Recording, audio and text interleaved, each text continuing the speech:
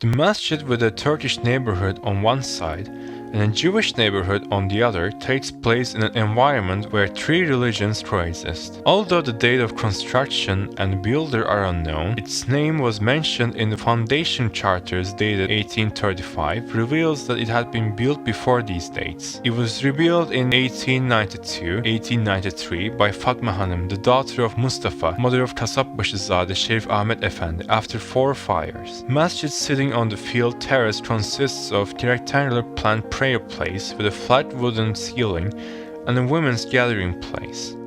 Its simplicity is brought to life with its mihrab decorated with ornamented plaster, its the ceiling pour and its ornamental molding with the star and crescent facing each other on the entrance door.